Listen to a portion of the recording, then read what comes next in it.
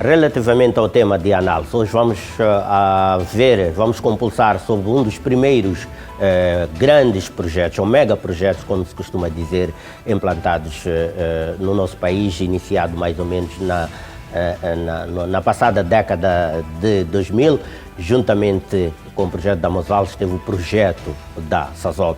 Mais relevante hoje, envolvidos pouco mais de 20 anos, mais relevante hoje se torna, tendo em conta que toda a matriz econômica, todos os pressupostos e perspectivas econômicas do nosso país assentam no setor energético como setor propulsor ou o motor do crescimento econômico. Está conosco o diretor-geral da Sasol Moçambique, o engenheiro Ovidio Rodolfo. Boa noite, bem-vindo e obrigado por estar aqui no Semanário Econômico. Espero que tenha iniciado da melhor forma possível o ano, os tempos um pouco conturbados ultimamente por conta da pandemia, mas cá estamos, na resiliência e prontos a avançar. Indo diretamente à questão, envolvidos este tempo, mais ou menos 20 anos, mais ano, menos anos, qual é a divisa que este projeto hoje, de uma forma resumida, apresenta para aquilo que é a economia e a sociedade moçambicana? Muito obrigado, muito boa noite, caros telespectadores. Primeiro gostaria de começar por agradecer esta oportunidade que o Semanário Econômico concede a Sasol para, de facto, partilhar com os nossos telespectadores aquilo que foi a trajetória, o que representa a Sasol para a economia moçambicana, envolvidos estes pouco mais de 20 anos, ou aproximadamente 20 anos, tendo em conta que as nossas atividades iniciaram em 2020, naturalmente as operações, que começaram em 2004, portanto, começaram no ano 2000, mas em 2004 é quando efetivamente iniciaram o início das operações. Não é? A Sasol sempre se posicionou como uma empresa socialmente responsável, ou seja, sempre foi visão da Sasol trabalhar em Moçambique, operar em Moçambique com uma visão de impacto social amplo e aquilo que nós chamamos partilha de valor. Portanto, em termos indo à pergunta concretamente, qual é a mensagem, o que aconteceu envolvido estes aproximadamente 2 décadas? Portanto, eu gostaria de começar por dizer e posicionar claramente de que a Sasol, quando inicia as suas operações, naturalmente, aquilo que era a indústria do gás em Moçambique era nula, era não existente. Ou seja, o uso do gás ou a monetização do gás dentro do país era inexistente. Mas claramente que o governo sempre deixou bem claro nas suas intervenções, nas suas negociações, de que queria ver maior monetização do gás em Moçambique. Mas naturalmente que daí ficou o compromisso de começar esta trajetória e de forma colaborativa, Sasol, o governo e outros parceiros, outras forças vivas da sociedade, começarem esta trajetória de forma conjunta. Portanto, envolvidos estes aproximadamente 20 anos, em termos de valor partilhado, monetização do gás no país, da base zero, como eu disse, para hoje, assistimos à criação de 5 centrais elétricas. Conseguimos trazer para o país um salto qualitativo em termos de monetização do gás no país.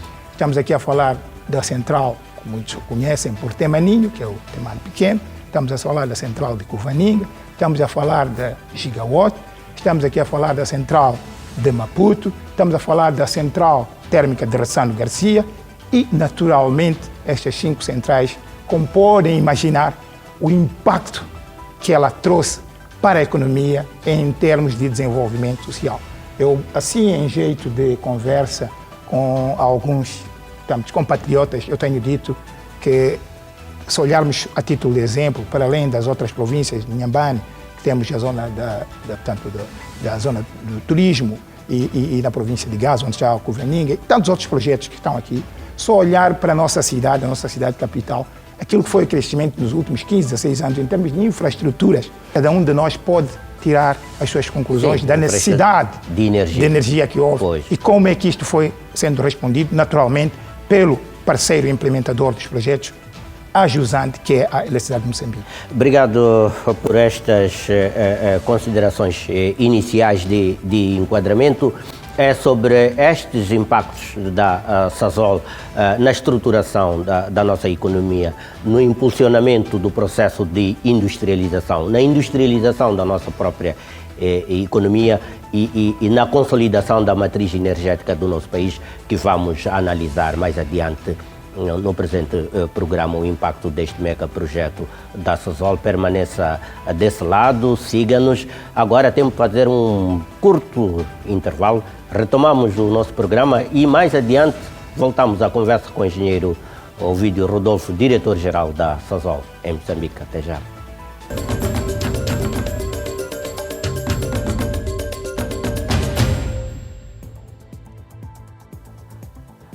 Vamos então compulsar sobre os impactos e as perspectivas do projeto da Sasol em Moçambique.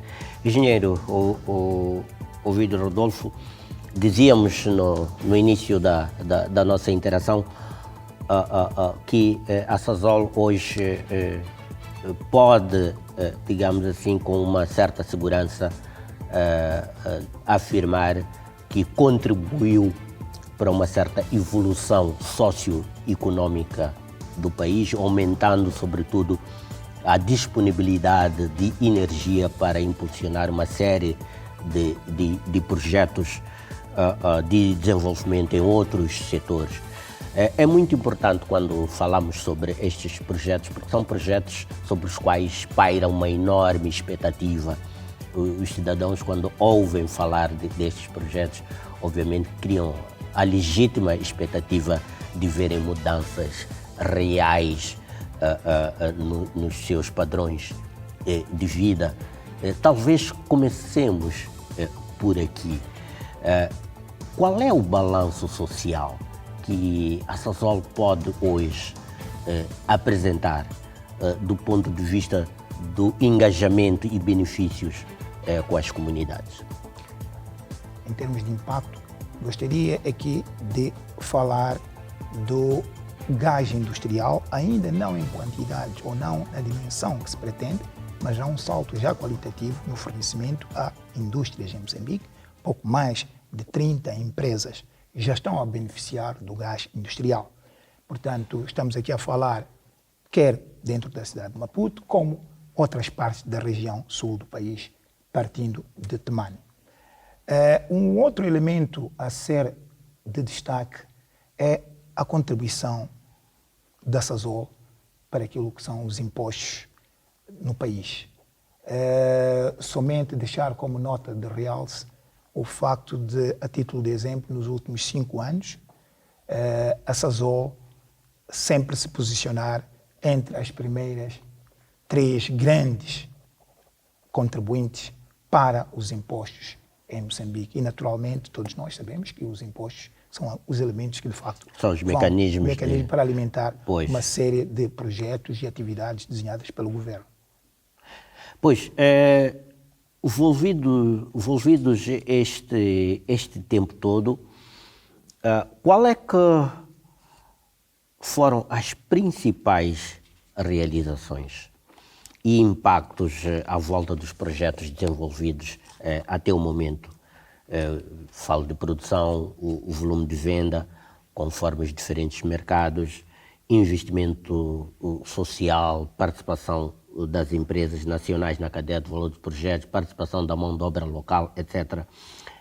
Para começar, talvez para termos uma certa lógica, referiu-se aqui à contribuição, digamos assim, para o gás industrial. É muito importante, sob o meu ponto de vista, na perspectiva de monetização do gás, na perspectiva da criação das pertinentes ligações entre estes megaprojetos e a economia real. Do ponto de vista da Sasol até o presente, quais são as principais realizações em termos de impacto da empresa nesse contexto? Eu começaria por posicionar o impacto da Sasol em 2 grandes dimensões. Eu chamaria-lhe a parte da responsabilidade corporativa. Eu disse bem no início que a Sazol sempre presa por se posicionar como uma empresa socialmente responsável. Portanto, no que diz respeito ao impacto social, eu começaria por destacar 3 principais pilares. O primeiro pilar tem a ver com o desenvolvimento das comunidades adjacentes às operações da Sazol. Estou a falar aqui das 37 comunidades nos distritos de Inhassoro e Govuro, onde estão localizadas o centro das nossas operações.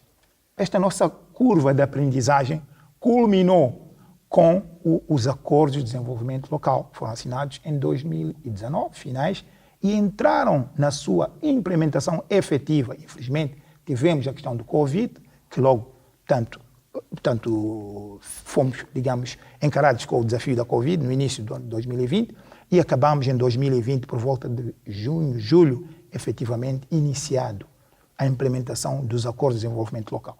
Portanto, para posicionar, eu dizia, são 3 pilares. Portanto, este é o primeiro pilar, em que nós investimos até cerca de finais do ano passado, pouco mais de 50 milhões, estou a ver num todo, na área da responsabilidade social. Foram investidos até agora pouco mais de 50 milhões na área de... 50 milhões de dólares. Dólares na área de investimento social, mas usando várias abordagens. E hoje nós temos uma abordagem sistemática, uma abordagem acordada com as comunidades e o governo, e é essa que a Sazol, de forma, eu diria, de forma única e inicial no país, estamos a implementar no que diz respeito à responsabilidade social. Este é o primeiro pilar. O segundo pilar tem a ver com aquilo que nós chamamos de local content, ou conteúdo local e localização. O que é que nós queremos falar com localização? As operações da Sazol, quando começaram, naquilo que nós chamamos e conhecemos como a fábrica de processamento de gás, tinha, eu vou falar mais na média a alta gestão. Portanto, ao nível mais baixo, ou mais básico, nós tínhamos talvez pouco mais de 50% de participação moçambicana. Mas ao nível da mão de obra, ao nível da chefia intermédia a alta, nós tínhamos pouco menos de 30% de moçambicanos nessas posições. Hoje, envolvidos aproximadamente 20 anos, orgulha-nos dizer que a fábrica de processamento de gás é 98% moçambicana, dirigida desde o nível básico ao nível mais alto por moçambicanos. Portanto, isto foi uma reversão completamente à fotografia inicial da conhecida CPF. Portanto, há uma apropriação pelos moçambicanos na condução do projeto. Do projeto. Portanto, estamos aqui a falar de pouco mais de 300 postos de trabalho permanentes que estão efetivamente em 98% ocupados por moçambicanos. O que é que hoje representam os gajos da Sazol em compras locais, em aquisição de bens e serviços localmente, que essa é uma expectativa que existe também e um dos mecanismos desta partilha social da riqueza? Portanto, estamos aqui a falar de pouco mais de 50 milhões de dólares. É aquilo que representa a nossa fotografia de custos operacionais correntes. Não estou a falar de investimentos correntes. Se olharmos aquilo que era a fotografia, naturalmente, há cerca de 16, 17 anos atrás, pouco menos de 30% é que era com empresas registradas em Moçambique ou com participação moçambicana. Ou seja, tínhamos uma pirâmide com a seguinte configuração: cerca de pouco mais de 70% eram empresas estrangeiras, eram gastos deste valor com empresas estrangeiras. Sim. Neste momento, nós temos esta pirâmide a virar a um ritmo satisfatório. Cerca de pouco mais de 50%, 60%, já é com empresas moçambicanas, registradas em Moçambique. Mas estamos com um foco muito preciso dentro da nossa medição, não somente registradas, mas aquelas empresas que têm participação moçambicana, ou seja, na sua estrutura acionista, tem a participação moçambicana. Ou seja, cada vez que a gente atinge uma meta, vamos para a meta seguinte, que é mais desafiante. Porque a primeira era empresas registradas, mas, naturalmente, que aquilo que é o ansejo da maior parte, ou da população moçambicana, ou do povo moçambicano no geral, é ver empresas, eu chamaria genuinamente moçambicanas, a poderem participar na cadeia de fornecimento de serviços numa escala maior. E é exatamente aí onde entrou a componente, vamos à capacitação das pequenas e médias empresas. E temos uma abordagem sempre clara, ao nível nacional, sim, mas com focos ao nível da província e ao nível dos distritos de Bufuro e Inhassoro. Exatamente. Bem, do ponto de vista de projetos, digamos assim, de disponibilidade do gás, há uma dimensão que se referiu, nomeadamente à colocação do gás no exterior, através de exportações. Aqui há ganhos, nomeadamente através dos impostos, não é? Onde a Sasol se destaca como um dos maiores contribuintes fiscais do país. Do ponto de vista de desenvolvimento de projetos de geração de energia e disponibilidade dessa energia para as empresas, a economia local, quais as principais realizações da Sasol de um tempo a esta parte? Estou-me a referir nos aspectos à volta da monetização do gás, para ser mais específico. Mais recentemente acompanhamos o fecho financeiro, por exemplo, desta central térmica de Temane, mas antes disso houve um conjunto de projetos que foram desenvolvidos pela Sasol, mais numa outra dimensão, mas com o mesmo propósito. Falou e bem de que agora temos a questão da central térmica de Temane, que é esta que foi anunciado o seu fecho financeiro, e agora vamos para a fase do início da implementação. Portanto, aqui é preciso também destacar de que não é somente a central térmica de Temane, que vai produzir cerca de 450 megawatts, mas também temos a componente de gás doméstico. Porque nós, quando falamos de gás, falei aqui de um segmento de alimentação das indústrias, quer a indústria do turismo em Inhambane, quer a indústria ao nível, digamos, das províncias de Inhambane e Gaza, e Maputo, mas também estamos aqui a olhar para a componente, para além do gás industrial, olhamos para a componente do gás veicular. E no que diz respeito ao gás veicular, estamos neste momento a trabalhar com o governo para levar a cabo um projeto de massificação do gás veicular. Portanto, é também um dos pilares que julgamos que vem trazer um impacto direto para a economia na sua vertente, quer, portanto, a redução de divisas para a compra do combustível tradicional, diesel, por aí fora. Portanto, estamos a olhar também para este elemento, em parceria com o governo, de como massificar, como catapultar a indústria do gás veicular. Portanto, ao levarmos a cabo, agora estamos aqui a falar da implementação do PSE, que traz a central térmica, ou que vai facilitar a implementação da central térmica Temane, assim como a criação da unidade de processamento de gás doméstico. Aí, naturalmente, estamos neste momento num processo de recrutamento do pessoal, treino, e começar a preparar para que, quando esta unidade de gás doméstico estiver operacional, possa, de facto, trazer aquilo que eu chamaria de um elemento de diferenciação significativa na matriz energética. Nesta questão da disponibilidade do gás, uma questão que se levanta tem que ver com a competitividade, o custo desse gás. Acha que este gás poderia chegar às empresas e às famílias a custos ainda mais acessíveis? O que eu lhe posso dizer, naturalmente, é que as empresas de implementação na cadeia de valor é que terão sempre uma palavra um pouco mais ajustada à pergunta que faz. Mas o que eu lhe posso dizer, naturalmente, é que a conversa que a Sasol tem à luz das orientações do governo é sempre de forma comparativa.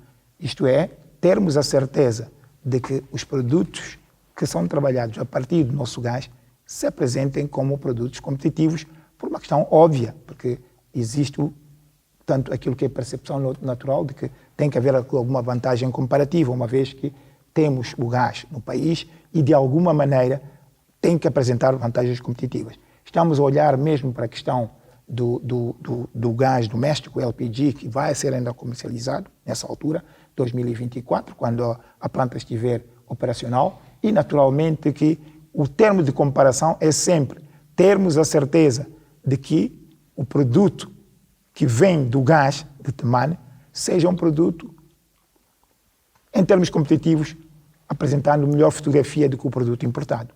Portanto, esta é a filosofia. Agora, o que é que vai representar são as empresas ao longo da cadeia que vão determinar os custos reais até o produto. Pois, essa é uma questão importante de se perceber. Continuemos a falar deste projeto de Temane, este que teve estes fechos financeiros já dos 760 milhões de dólares.